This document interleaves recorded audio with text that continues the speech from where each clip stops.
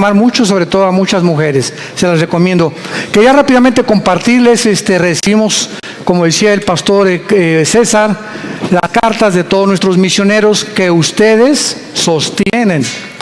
Entonces tenemos los misioneros, ¿verdad?, en Argentina, tenemos en Colombia, 2 iglesias en Colombia, en Costa Rica, nuestro hermano Francisco Pizarro, en Denver, Colorado, Francisco y Sandrita Méndez, en Jerusalén, Sarita, con 5 niños, 2 de ellos que estamos manteniendo nosotros, niños especiales, y en Italia tenemos a Marcelo y a Simona Rodríguez en Nápoles.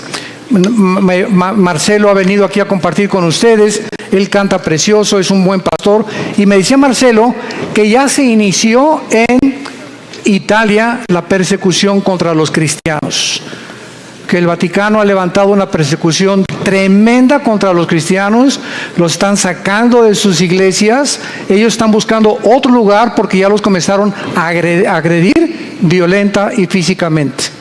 Entonces oremos por nuestro hermano Marcelo y Simón en Italia. Hay cosas que no salen en el periódico, ¿verdad?, que están ocultos, pero es increíble la persecución que existe ya en contra de los cristianos, a pesar de que podamos escuchar otras cosas por otros lados. Y también les quiero recordar el desayuno que tenemos el 17 de junio. Me informan que ya quedan pocos boletos. Este 17 de junio en el World Trade Center, junto a las torres de satélite, tenemos el desayuno titulado La Guerra Espiritual en los Tiempos Finales. Va a estar tremenda esta conferencia, trae invitados porque es el propósito de que podamos nosotros tener y continuar con esta serie de conferencias fuera de la iglesia. Porque aquí es un campo de entrenamiento para ustedes, pero las almas hay que ganarlas fuera de la iglesia. El evangelismo es fuera de la iglesia. Y por eso tenemos ya casi 35 años haciendo 3-4 veces al año estas conferencias en diferentes hoteles. Y ahora nos toca aquí el World Trade Center en esta área del norte de la Ciudad de México. Los que traigan su Biblia en esta tarde, la pueden abrir en el libro de los Jueces, capítulo 6. Nuestro tema se titula Dios habla en tiempos de crisis. Dios habla en tiempos de crisis. Vamos a ver en el capítulo 6 de Jueces la historia breve que enfrentó uno de los jueces de Israel llamado Gedeón.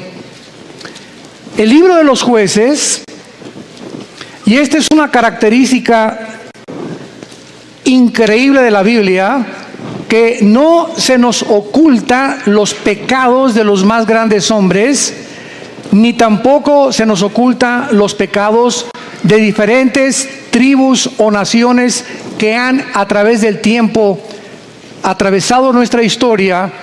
Y el libro de los Jueces se puede considerar en el Antiguo Testamento que fue la época más oscura de la historia de Israel, donde más apostasía hubo, porque hubo aproximadamente 13 jueces en un periodo, estamos hablando de 400 años.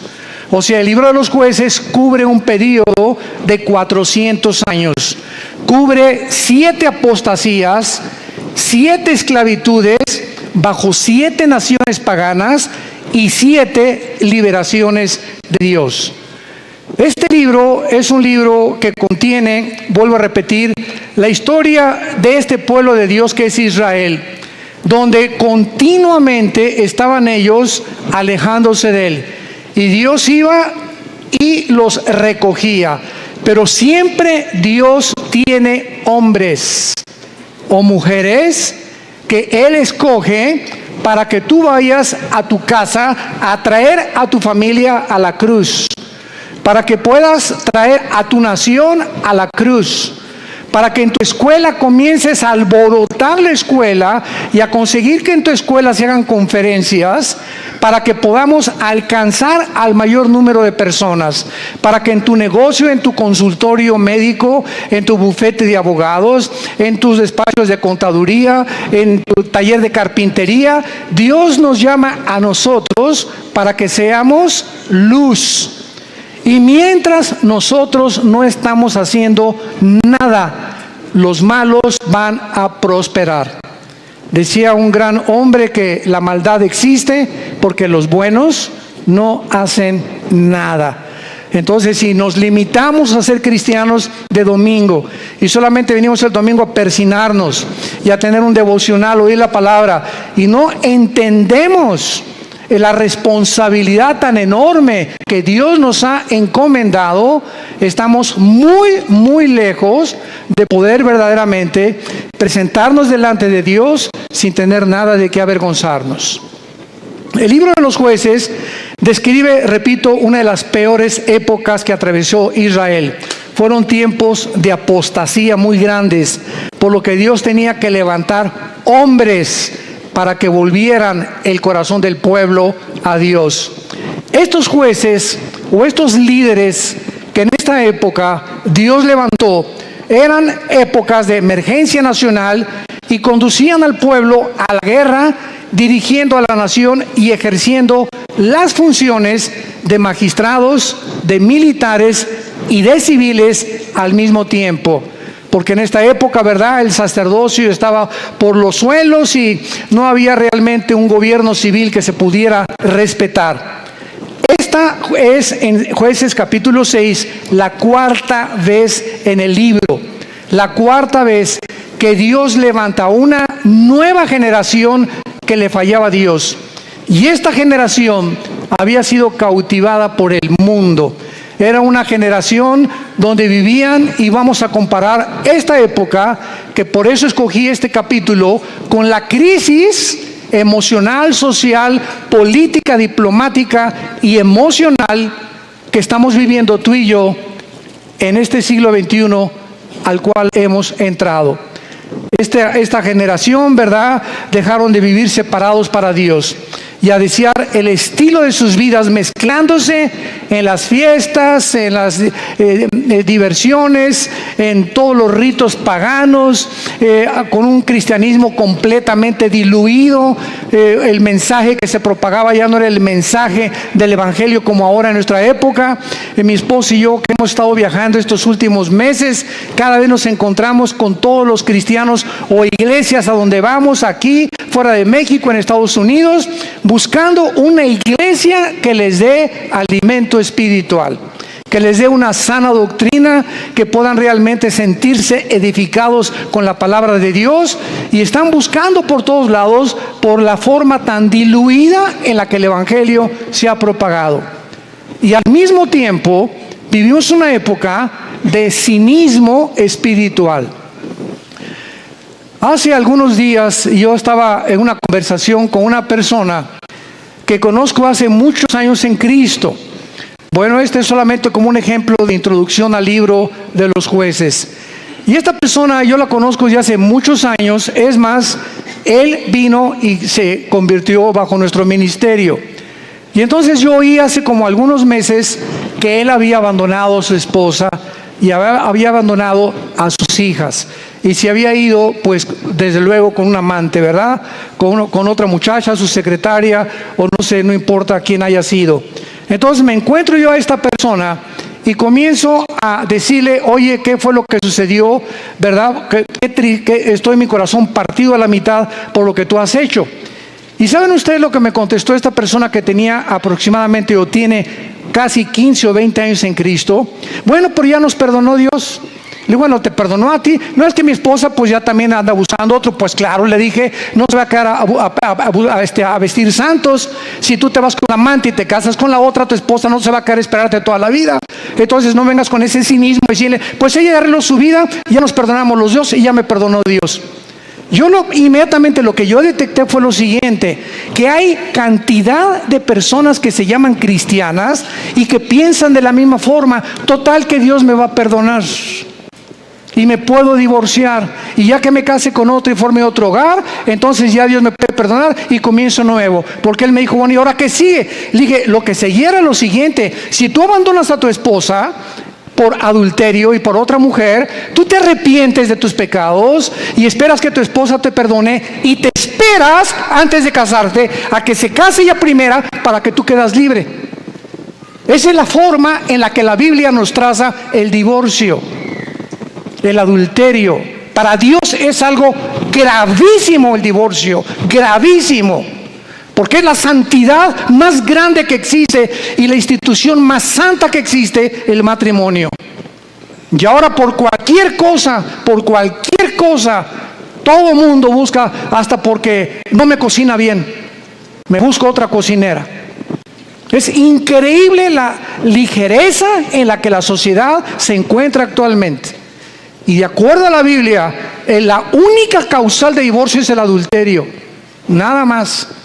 Que me pega, pues te esperas y oras por él y se separan temporalmente, pero es el adulterio la única razón, y el abandono de hogar, que el gavilán te pega y se va con otra, que abre la jaula y que vuele lo más lejos que pueda. Pero bajo ninguna otra circunstancia la Biblia aprueba el divorcio. Todo esto lo vamos a tratar en el seminario de matrimonios allá en la Riviera Maya. Estoy preparando una serie de mensajes tremendos. Los esperamos que nos acompañen ahora en octubre. Y este es solamente un caso de cómo vivían los jueces. Era un tiempo de cinismo espiritual. Era un tiempo en que todo lo tomaban a la ligera. Al cambio que Dios me perdona. Esto se llama tomar la gracia con libertinaje. Aprovecharse de la gracia de Dios y vivir una vida de libertinaje, pues al cambio que Dios me perdona. Vamos a ver estas crisis en la época de Gedeón. Capítulo 6, del 1 al 5, veamos el escenario en el que se encontraba Gedeón. Los hijos de Israel hicieron lo malo ante los ojos de Jehová, y Jehová los entregó en mano de Madián por 7 años. Recordemos que Madián era uno de los hijos de Cetura, la segunda esposa de Abraham. Cuando se murió Sara, se casó con Cetura y de ahí nacieron los madianitas. Lo podemos ver en Génesis capítulo 25. Entonces los madianitas eran primos hermanos de los israelitas, o medios hermanos de los judíos. Y la mano de Madián prevaleció contra Israel.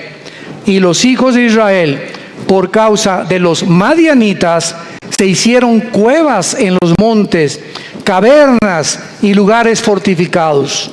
Pero pues sucedía que cuando Israel había sembrado, subían los madianitas y amalecitas, y los hijos del oriente contra ellos subían y los atacaban. Y acampando contra ellos, destruían los frutos de la tierra hasta llegar a Gaza. Y no dejaban que comer en Israel ni ovejas, ni bueyes, ni asnos. Porque subían ellos y sus ganados, y venían con sus tiendas en grande multitud, como langostas. Ellos y sus camellos eran innumerables, así venían a la tierra para devastarla. No cabe duda que podemos nosotros, con esta introducción, poder comparar la época en la que nosotros estamos viviendo y el paralelo tan grande que existía en los tiempos de Gedeón y nuestro tiempo actual. Vemos en estos primeros 5 versículos la primera clase de crisis. Estaban atravesando una crisis social y de mucha violencia.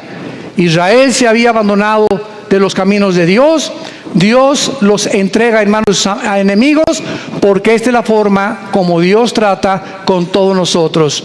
Dice la Biblia que mientras estamos en la luz, 1 Juan capítulo 1, la sangre de Cristo nos limpia de todo pecado.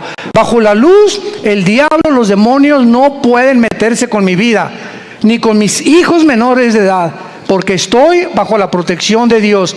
En el momento en que nos movemos y regresamos a la dimensión de las tinieblas, que es donde Satanás tiene acceso, Satanás no tiene acceso a la luz.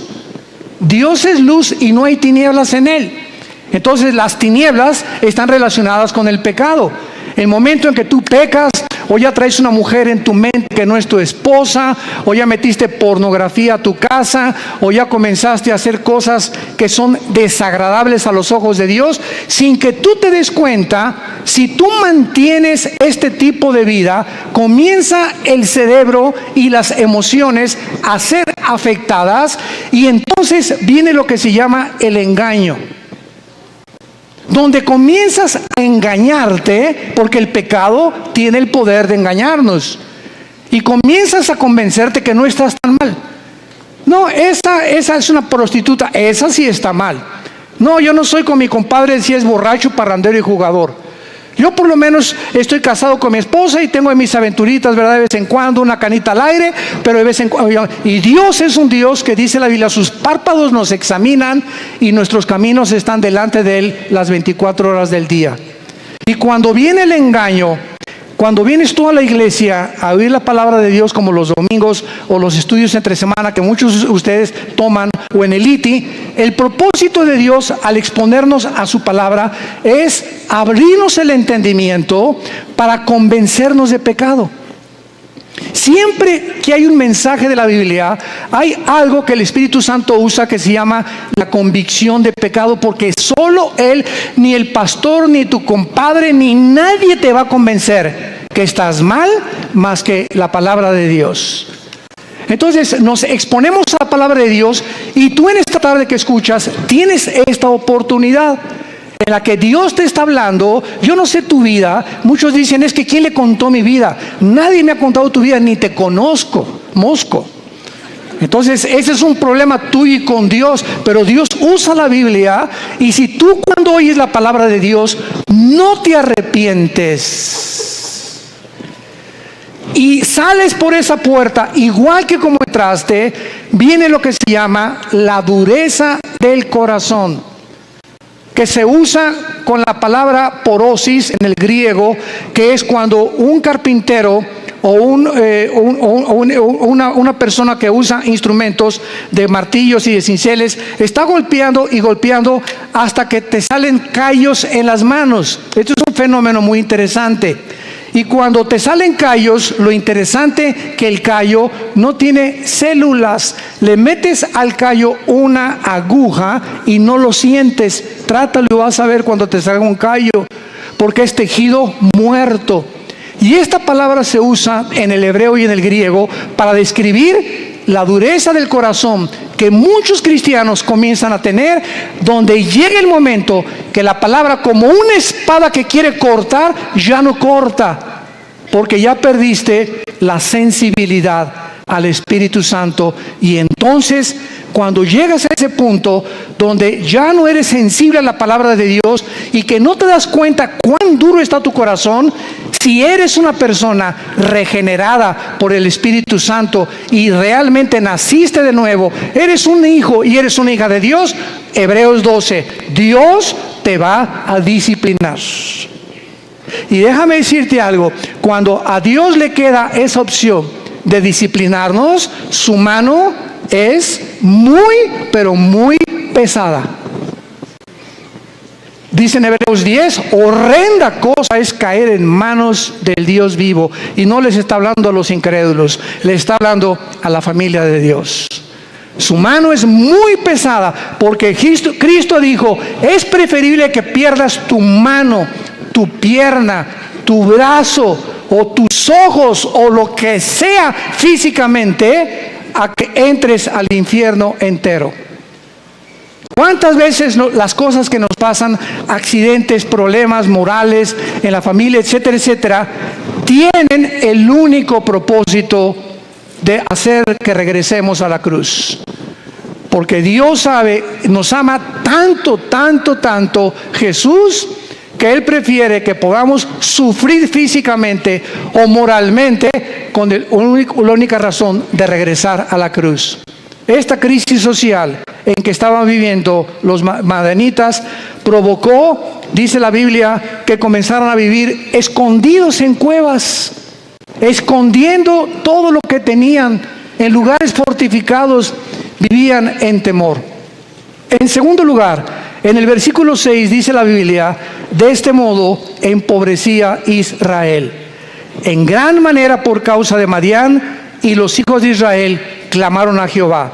Vemos nosotros que aparte de una crisis social, se encontraban en una crisis emocional y económica.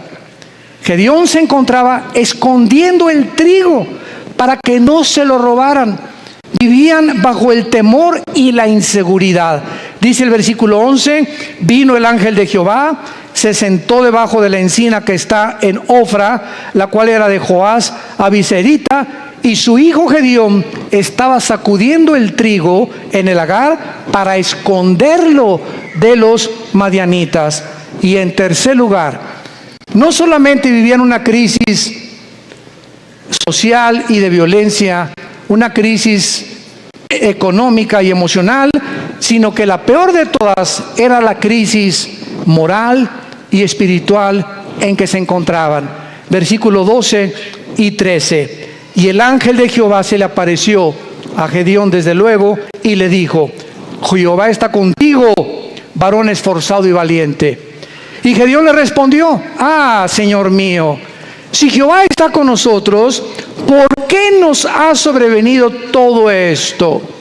¿Por qué le pasó esto a mi hijo? ¿Por qué me chocaron el carro? ¿Por qué me robaron? ¿Por qué estamos en la condición en la que estamos? ¿Por qué estoy pide y pide trabajo y no encuentro por ningún lado? ¿Qué está pasando? Señor, si tú estuvieras conmigo, no estuviera pasando esto que estoy atravesando. ¿Y dónde están todas sus maravillas? Le sigue diciendo Gedeón al ángel. A ver, ¿dónde están las maravillas de Dios que nuestros padres nos han contado diciendo que nos sacó Jehová de Egipto? Y ahora Jehová nos ha desamparado y nos ha entregado en manos de los madianitas. Y mirándole Jehová le dijo: ve con esta tu fuerza y salvarás a Israel de mano de los madianitas. ¿No te envío yo? Vamos a ver esta aplicación rápido de las tres crisis sociales para continuar desarrollando esta conferencia.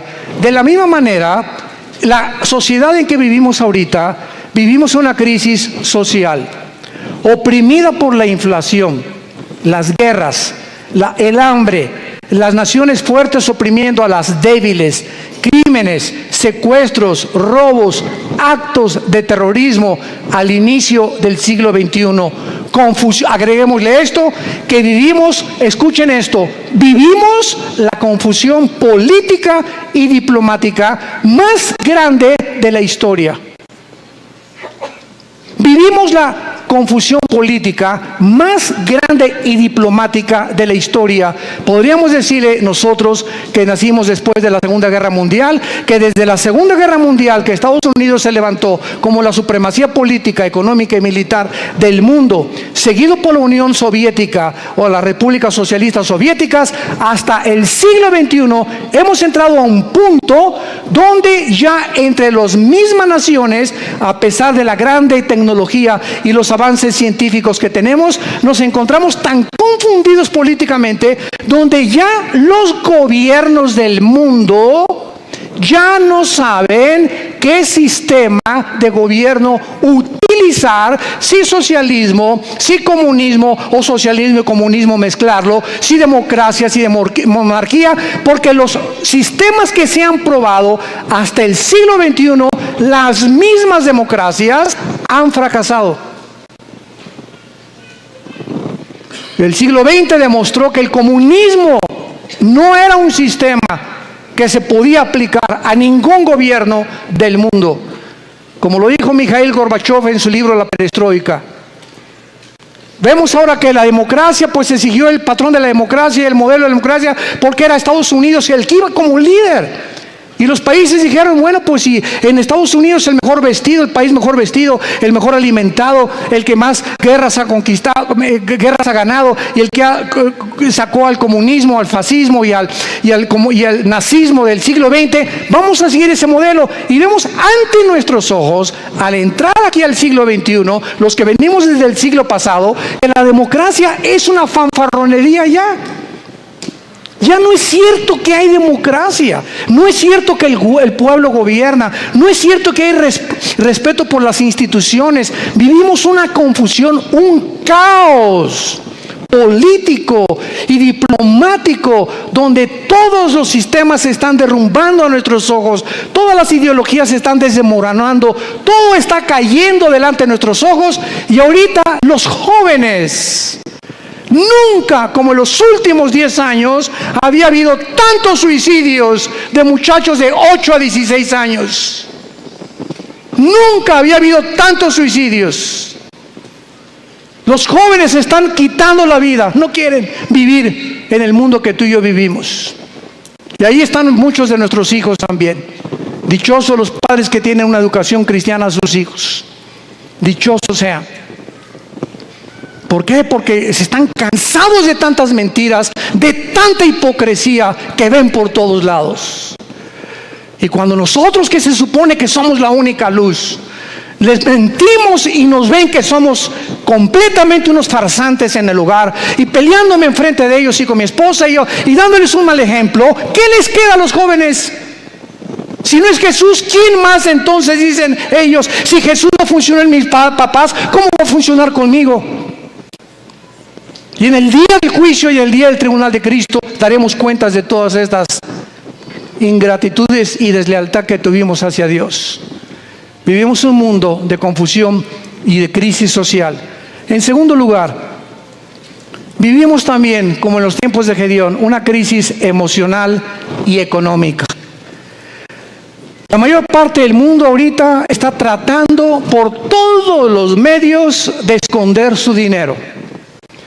¿En qué puedo invertir mi dinero? No se imagina la cantidad de correos que nos llegan. Oiga, ¿qué me recomienda, pastor? ¿Comprar euros o en el dólar o en Wall Street, o comprar bienes y raíces? Dicen que el dólar va a seguir cayendo, que viene un caos económico en Estados Unidos que va a hundir el peso aún más todavía, etcétera, etcétera. Y todas las cosas que comienzan a bambolearse, como dice en Hebreos 12, voy a sacudir los cimientos del mundo, la economía, la política, los temas, todo va a comenzar a bambolearse. Así vivimos un mundo donde comenzamos a ver que todo es inestable, todo, no hay nada firme, todo está cayéndose a nuestros ojos, la moral por los suelos, como lo vamos a ver también, la política, la economía, la ideología, todo. ¿Qué entonces hacemos los cristianos? Vivimos una época de crisis, ¿quién lo puede negar? ¿Qué vamos a hacer entonces con el dinero? ¿Vamos a estar igual que el mundo, preocupándonos en qué invertir, escondiendo el dinero debajo del colchón de la cama? Es la crisis en la que estamos viviendo, emocional y económica. Y tantos impuestos, vive la gente angustiada, temerosos, llenos de estrés. La clínica Mayo en Rochester, una de las clínicas más prestigiadas en medicina, el Hospital Hopkins en Inglaterra, de Estados Unidos, de las instituciones más prestigiadas en medicina, llegaron a un acuerdo el año pasado que la causa número 1 de problemas físicos en el ser humano actualmente y emocionales tienen una sola raíz. Ya no son ataques al corazón, entonces consecuencias, el problema y el peligro más grande que está asumiendo al mundo ahorita, robándole la salud, se llama el estrés. El estrés.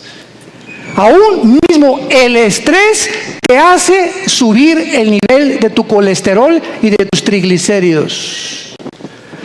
Así que si tú eres una persona que fuiste al médico y tienes más de 200 de colesterol arriba, o tu glucosa pasa de los 100 puntos, etcétera, etcétera, y tú dices, bueno, voy a entrar a una dieta, y crees que con la dieta se va a mejorar, claro que te va a ayudar, pero si no va acompañado con la paz en tu vida, y tú puedes estar comiendo todos los días lechuga y convertirte en el bunny books, en el conejo, no importa lo que puedas hacer, si tu vida no tiene paz y no tiene equilibrio y no tiene una estabilidad emocional, no importa lo que hagas, porque emocionalmente lo que descompone el organismo es el cerebro y la falta de paz.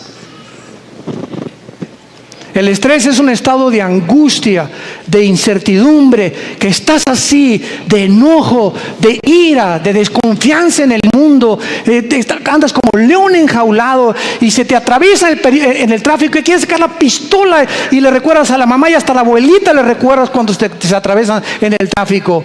Y llegas a la casa y estás igual. Entonces tú no vas a llegar a los 40, 50, 60 años de edad como una persona normal. Y vas a comenzar a padecer de enfermedades que tienes una buena dieta, pero te está descomponiendo tu estado emocional. ¿Por qué? Porque no tienes paz. Y hace 2000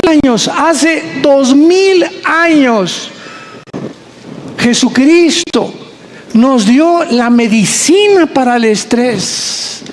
Mateo capítulo 6, versículo 25 en adelante. Por nada estén afanosos. La vida es más que el alimento y el cuerpo más que el vestido. Miren ustedes a las aves de los cielos. Aunque tú en tu cerebro no lo puedas captar ni lo puedas dimensionar, los pajaritos, cada pajarito de cada campo, de cada bosque en el mundo, cada pajarito depende de mi Padre. Y Dios les puso a los pajaritos un chip para que nunca veas a un pajarito sembrar, para que nunca veas a un pajarito cosechar, y para que jamás vayas a encontrar que ningún pajarito nunca guardan su comida, no la almacenan en Banamex ni en Bancomer. Y sin embargo, vale un peso cada pajarito, 2 pesos. Y si mi Padre los alimenta, ¿cuánto más ustedes, que di mi vida en una cruz, que resucité de los muertos, que cambié la historia, que me aparecía más de 500 personas en los primeros meses y años de mi vida, y que vivo en el corazón de muchos de ustedes? ¿Cómo es posible que hayas llegado a ese punto donde dudes que te voy a dejar? Ahora que estábamos mi esposa y yo en Acapulco, no estábamos ni en la playa.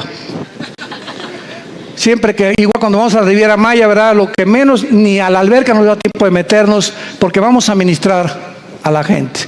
Y estábamos en Acapulco y tuvimos el desayuno, 600 personas. Fue una vez, como no se imagina qué bendición fue. Nuestra iglesia en Acapulco está creciendo tremendamente. Bueno, en la consejería llegó una muchacha este fin de semana pasado y nos dice a mi esposa y a mí, de 18 años, ay, pastor, ¿qué te pasa, nena? Pues no tengo trabajo. Nena, ¿tienes papá? Sí. ¿Y mamá? También. ¿Cama para dormir? Sí. ¿Y comida? Sí. Entonces, ¿y eres cristiana? Sí. Entonces, ¿por qué estás en esta condición? Dale gracias a Dios y dile: Padre, gracias por mi papá, tengo cama, tengo alimento, tengo que vestirme, me están pagando la escuela, y te preocupas porque no tienes trabajo y llegas a un estado de estrés en el que casi te estás desmoronando enfrente de nosotros. Le dije: eres una incrédula. Tú no puedes agradar a Dios de esta manera. El día que tú le des gracias a Dios por lo que tienes y no te fijes en lo que no tienes, Dios te va a dar el trabajo. Fíjense ustedes cómo somos, ¿verdad? ¿Cómo somos nosotros? ¿Cuántos refugiados salen ahorita de Siria? 6 millones. Velos en los periódicos, velos en los videos, con una maleta, con 3 cambios de ropa o 2 a lo mucho, con 3 o 4 chamaquitos detrás de ellos, sin saber qué país les va a abrir la puerta, sin saber si mañana van a dormir en la tierra, en un camión, si los van a matar. Y nos estamos quejando nosotros. Nos estamos quejando nosotros. ¿Será posible que seamos tan malagradecidos?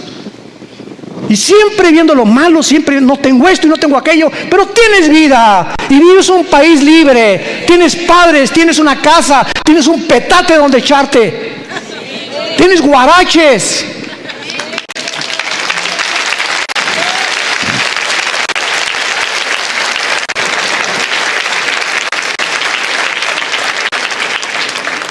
Vivimos una crisis moral y una crisis espiritual, no cabe duda.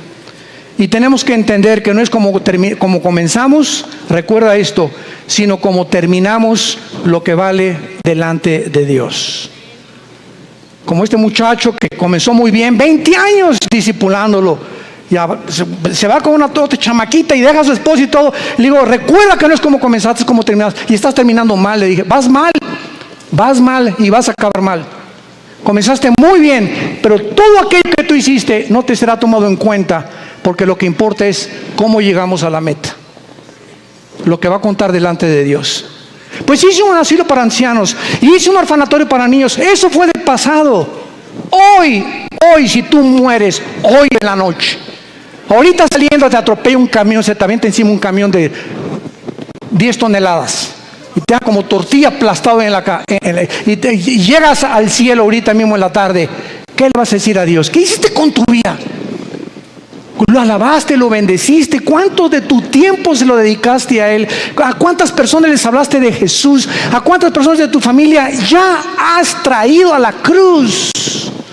Hoy, ¿qué es tu vida? Tú no sabes si hoy es el último día que vivimos. Nadie lo sabe. En Hebreos capítulo 6 hay una exhortación muy fuerte y se nos dice, Hebreos 6, 11 y 2. Pero deseamos que cada uno de ustedes muestre la misma solicitud hasta el fin. Otra vez, no es como comenzamos, sino mantener el mismo ritmo. Por eso se compara la vida cristiana con los maratones en Hebreos 12, que corramos de tal manera que alcancemos el premio. Entonces, no es solamente como comenzamos, sino mantener el ritmo, y vienen los ánimos, y vienen las tormentas, y vienen las lluvias, y problemas, y el dólar, y el petróleo, y las guerras, y nada te apachurra, nada te amedrenta, ay, pues ya se las cosas, ay, ya me quiero morir. No, de todas las cosas, el espíritu que Dios nos ha dado es un espíritu de poder, es un espíritu de amor, de dominio propio. Pero cuando tú te despegas de este libro y cuando tú abandonas a Dios, viene como una catapulta, como un huracán, como un tsunami, todos los problemas en tu vida, y no tienes fuerzas para poder soportarlo, ni para poder resistirlo, y te vienes al suelo, y te emborrachas, y te drogas, y abandonas a tu esposa, y comienzas a buscar las salidas fáciles, porque no tuviste el poder que no le dijiste al Espíritu Santo que te fortaleciera. Y por eso muchos de ustedes viven una crisis moral, de depresión y de estrés, porque no es cierto que creen en Jesús. Se han soltado de Jesús, y en este tiempo de crisis el corazón está siendo probado. Dios nos está probando en esta época, porque escúchenme, somos la última generación que estoy seguro que nos vamos en el arrebatamiento de la iglesia. Y por ser la última generación, nos va a pasar por el fuego Dios, por el fuego. Y las pruebas van a demostrar cuántos realmente eran hijos e hijas de Dios. Deseamos que cada uno de ustedes muestre la misma solicitud para plena certeza de la esperanza, a fin de que no se hagan perezosos, sino imitadores de aquellos que vean las dos cosas y los dos elementos indispensables, la fe y la paciencia, heredan las promesas. Si tú no confías en Dios y no eres paciente con Dios, tus anhelos, tu destino, tus sueños, tu visión, lo que tú quieras para tus hijos, para tu matrimonio y para tu negocio, no lo verás realizado, porque te diste por vencido, porque tiraste la toalla, porque dijiste, no, ya, avienta la toalla, paren la pelea, ya no aguanto tanto trancazo. Y estamos en un mundo donde vemos los campos llenos de cristianos amargados. Llenos así, si pudiéramos hacer una visión espiritual, así, llenos los campos de cristianos quejumbrosos, amargados, estresados, llenos de rencor, nunca aprendieron a perdonar, nunca se sobrepusieron, nunca pudieron descubrir el poder de la resurrección de Jesucristo en sus vidas, y así te van a enterrar, y va a poner un letrero ahí en tu tumba que diga, este fulano nació en las tinieblas, vivió en las tinieblas y regresó a las tinieblas. Nunca vio la luz, no la quiso ver. Y en Hebreos 10, otra exhortación con las mismas características. Hebreos 10:35 en adelante. No perdáis pues vuestra confianza, que tiene grande galardón, porque les es necesaria la paciencia, para que habiendo hecho la voluntad de Dios, obtengáis la promesa. Pero aún un poquito, y el que ha de venir vendrá y no tardará, mas el justo vivirá por fe. Y si retrocediere, no agradará a mi alma. Pero nosotros no somos de los que retroceden para perdición, sino de los que tienen fe para preservación del alma. El que tiene al Espíritu de Cristo, porque recibirán poder cuando el Espíritu venga sobre vosotros. El que realmente ha nacido de nuevo, el que ha sido regenerado en su naturaleza y se le ha impartido la naturaleza divina dentro de su alma, esa persona puede caer y puede decir con Pablo: estamos en problemas, pero no desesperados. Estamos con muchas adversidades, pero no angustiados. Perseguidos, mas no desamparados. Derribados, pero no destruidos. Llevando por todas partes la muerte de Jesús en nuestros cuerpos, para que la vida de Jesús se manifieste a través de nuestros cuerpos mortales. Esta es la expresión de un hombre de Dios. Un cristiano verdadero tiene problemas, pero nunca llegará a la angustia. No tengo trabajo. ¿Qué voy a hacer? Nunca llegarás a ese punto de sentirte arrinconado, donde no ves ninguna ventana, el mundo se te cerró, todo es tinieblas, porque no puedes ver a través de esas tinieblas, simplemente porque no quieres verla, porque no es cierto que crees en el poder de la resurrección del Hijo de Dios.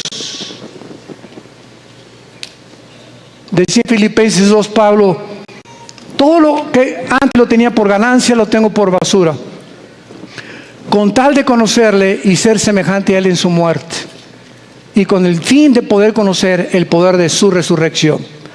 No solamente Cristo nos quiere que seamos iguales a su Hijo en conocimiento, en teología y en cosas intelectuales y de mucho conocimiento bíblico, sino que ese conocimiento nos transforme en guerreros, en guerreras, en hombres y mujeres que empujemos en la generación que tenemos, que no tengamos temor de nada ni de nadie, ni de los alacranes, del hombre, ni de la política que se cae. No tenemos miedo de nada, porque hay un Dios. Nuestro reino está allá arriba. Ahí viene la ciudad de Jerusalén, ya vienen por nosotros, ya viene una nave espacial grandísima que se llama la Nueva Jerusalén, donde va a aterrizar aquí en Apocalipsis 21 y 22, y donde vamos a vivir para siempre. Y esa es la esperanza. Y mientras que se caiga el mundo, que se derrumbe el mundo, pero no me voy a dejar vencer por el mundo, porque el mundo no tiene esperanza. Tú y yo tenemos esperanza, y esa esperanza es la que tenemos que transfundir a nuestros hijos.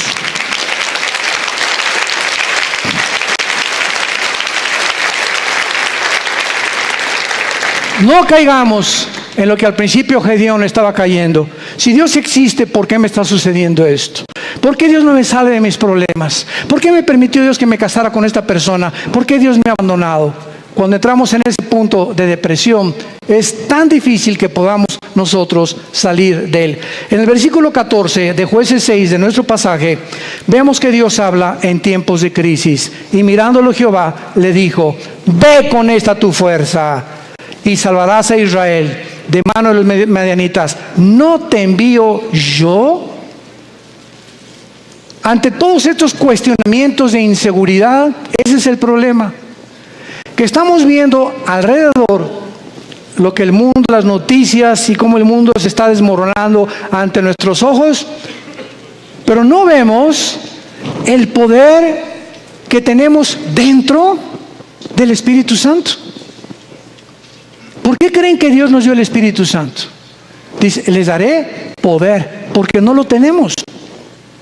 Y es un espíritu de poder, es un espíritu que nos va a hacer sobreponernos a todo lo que atravesemos, aunque pasemos por el fuego no nos quemará, por el agua no nos ahogaremos, y aunque un ejército nos rodea a nuestro alrededor, Jehová es mi luz, mi salvación y mi esperanza, no temeré de nada ni de nadie, Él es mi pastor, nada me faltará. Aunque ande en valle de muerte, no tendré miedo de nada ni de nadie.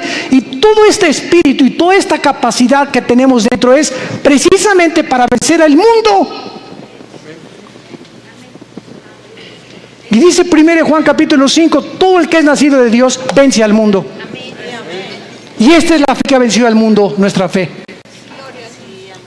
Entonces tenemos que entender, si no somos vencedores y somos un grupo de cristianos tirados, quejumbrosos, tirándose, ni hacen almas, y te dejas llevar con todas las malas noticias del mundo, y por acá y por allá, simplemente es porque te has desconectado de la fuente de energía, porque separados de Él nada podremos hacer. De la misma manera, Dios te habla y te dice lo mismo: te he llamado para enviarte a tu familia. ¿Por qué crees que te salvé? Dice Dios en esta tarde. ¿Por qué crees que tú fuiste el primero en tu familia en conocerme? Vas a llegar con tu familia, y si son religiosos, o son mormones, o son masones, o son musulmanes, no importa, todos venimos de familiares con diferentes ideologías.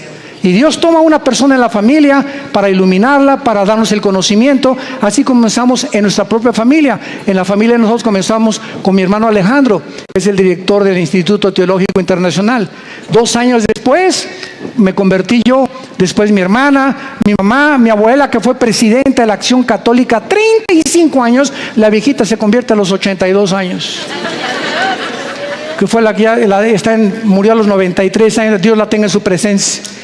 Pero toda la familia de repente verá con el testimonio, con todos ahorita, todos los nuestros, ¿verdad? Desde luego, ya primos tenemos que no, pero lo que somos hermanos y todos de nosotros, todos somos cristianos y todos servimos a Dios. Fue una bendición enorme que dio, una gracia que Dios nos dio. Pero ¿por qué, verdad? Porque esa es la misión de Dios, salvar familias. Tú y tu casa, yo y mi casa serviremos a Jehová, dijo Josué antes de morir. Y si ustedes creen que no vale la pena servir a Dios, sirvan a los ídolos. Pero yo y mi casa serviremos a Jehová. Y finalmente,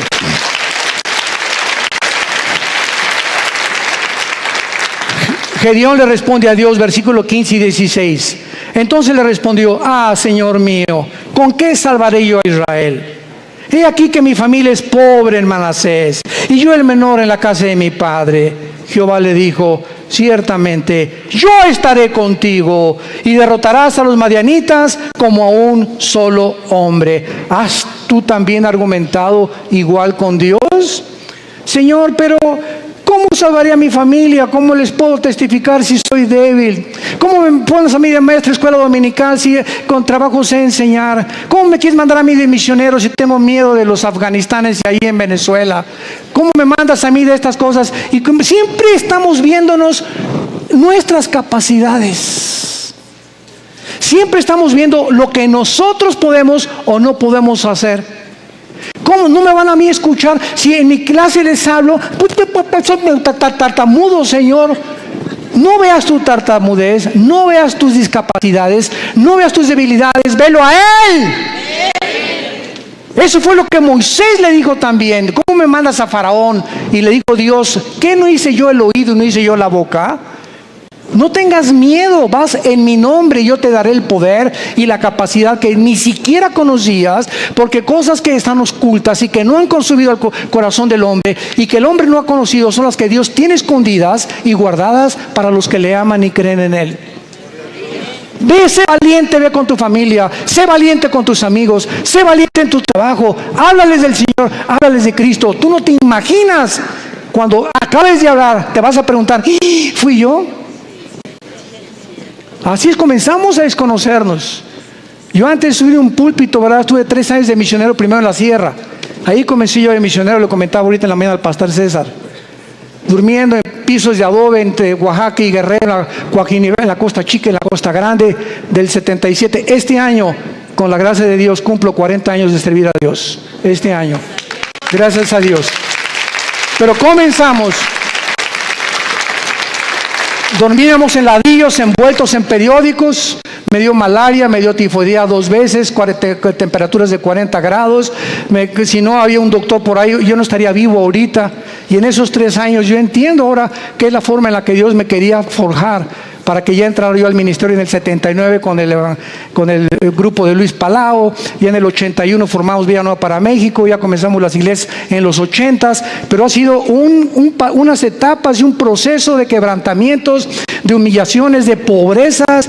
No teníamos ni para comer, comíamos lo que arrancábamos de los árboles, lo que yo pescaba ahí en Acapulco. Era una crisis tremenda, y todo ese tiempo fue un tiempo de prueba, de quebrantamiento delante de Dios. Pero sabe una cosa, cuando uno pasa eso, uno pierde el miedo, el temor a ser pobre.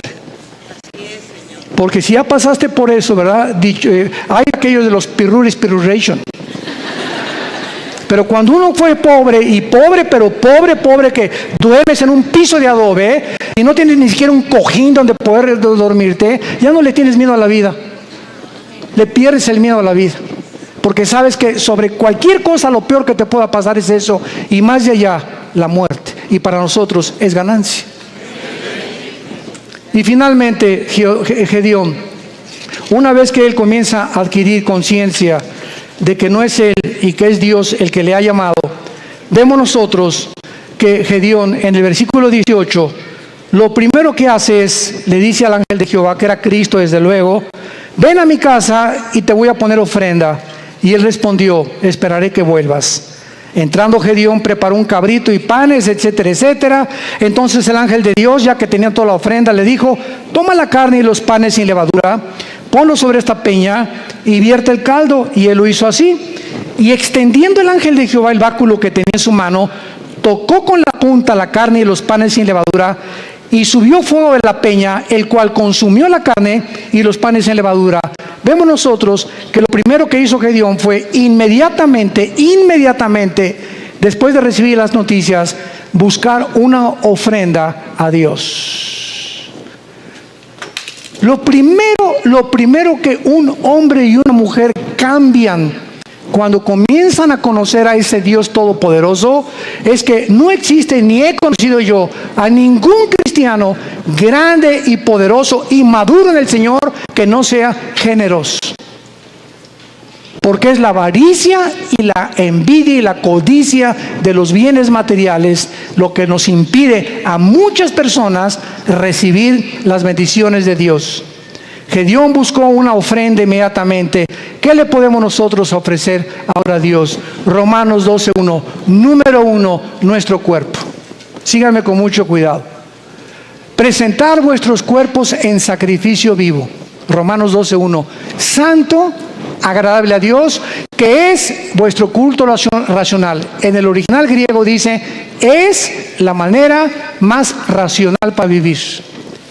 Si tú quieres servir a Dios, lo primero que comienzas es cuidar tu cuerpo. Y no solamente de lo que comes, sino también sexualmente. Nadie puede servir a Dios cuando hay una sensualidad o una sexualidad no controlada.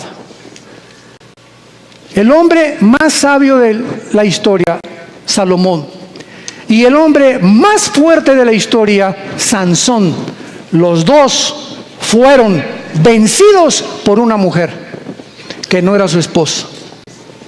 Y aquí está en la Biblia como ejemplo para que podamos aprender a no confiar en nosotros mismos. El que mire que está firme, mire que no caiga. No jueguen con el pecado sexual. No juegues ni te dejes tocar por tu novio. No toques a tu novia si la quieres. ¿Por qué? Porque eso es santo delante de Dios. No salten a privilegios, jóvenes que me escuchan, que no les corresponden. Espérate hasta el matrimonio. El acto sexual es solamente permitido por Dios y grandemente bendecido dentro de la esfera del matrimonio. Nunca el acto sexual será bendecido antes o ya casado con otra persona que no sea tu esposa, que se llama adulterio.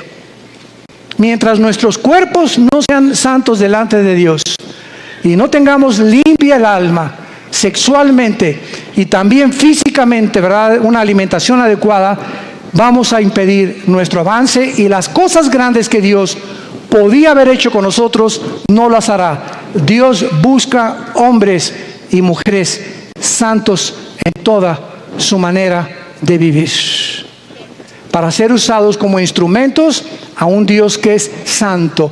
Dice en 2 de Timoteo, Pablo, en una casa hay trastos sucios, en tu casa tienes en el fregadero vasos sucios y tienes en la vitrina vasos limpios.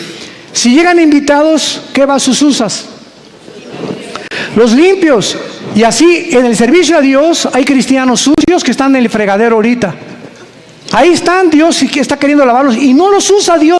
Y quieres que te use Dios, pero no te puede usar porque no estás limpio, entiéndelo. Entonces, si hay algo que Dios quiere usar ahorita y no aprovechemos esa oportunidad, va a buscar a vasos limpios Dios, porque Él es un Dios santo. No nos perdamos esta oportunidad de servir a Dios por nuestra falta de limpieza y de santidad, porque estamos viviendo ante un Dios santo. Y finalmente, dice el versículo 24, y edificó allí Gedeón altar a Jehová y lo llamó Jehová Shalom, el cual permanece hasta el día de hoy y de Ofra. Vemos nosotros que Dios le dice a Dios, yo soy tu paz, y mientras yo tenga tu paz y yo gobierne tu vida sexual, tus pensamientos, tus emociones, tu destino, tú vas a ser un vaso que te vas a rendir. Y nunca nadie ha podido imaginarse lo que Dios puede hacer con un hombre y con una mujer enteramente rendidos bajo su poder. Te damos gracias, Señor, por tu palabra. Gracias, Señor, porque esta es la paz que podemos tener en medio de cualquier crisis. No importa la crisis que atravesemos, si no tenemos paz, seremos arrastrados con el mundo que nos rodea. Es la paz que tú necesitas también, y entonces vas a entender que Dios te dice, no temas, yo estoy contigo. Yo soy tu Dios que te esfuerzo, sé valiente. Nunca te dejaré, nunca te abandonaré. Vas a entender que Él es suficiente. No necesitamos nada ni nadie más que a Él. Su poder con el que hizo el universo nos levantará, nos fortalecerá siempre. Que te pide que le entregues tu vida completamente en sacrificio santo, agradable a Dios, y que necesitas hacer la paz con Él en esta tarde si no la tienes. Dice el libro de Job 22:21, amístate ahora con Él y por ello te vendrá la paz. Haz a Jesús tu amigo y vas a conocer una paz que sobrepasa el entendimiento, que guardará tus pensamientos y tu corazón en medio de cualquier crisis que atravesemos, porque Él es Jehová Shalom, el Señor nuestra paz. En el nombre de Jesús, amén. En esta tarde, César, vamos a hacer el llamado. Vamos a hacer el llamado ahorita para muchos de ustedes que no han recibido a Cristo, pero les pido que se pongan de pie para que recibamos esta bendición pastoral antes de que se vayan a sus hogares. Con todo tu corazón, con todas tus fuerzas, con toda tu mente, recibe esta bendición. Dios bendiga tu vida. Oh Dios, dile en tu corazón, sí, Señor. Dios bendiga tu matrimonio. Dios bendiga a tus hijos. Dios bendiga a tus padres, a tus hermanos, tus animales domésticos. Dios bendiga tu trabajo, tu entrada y tu salida. Dios ponga sobre ti su paz, que guarde tus pensamientos y tu corazón, que seas lleno de todo conocimiento y sabiduría que viene de lo alto, y el Dios de esperanza que te llene de todo gozo y de paz en el creer, para que abundes en esperanza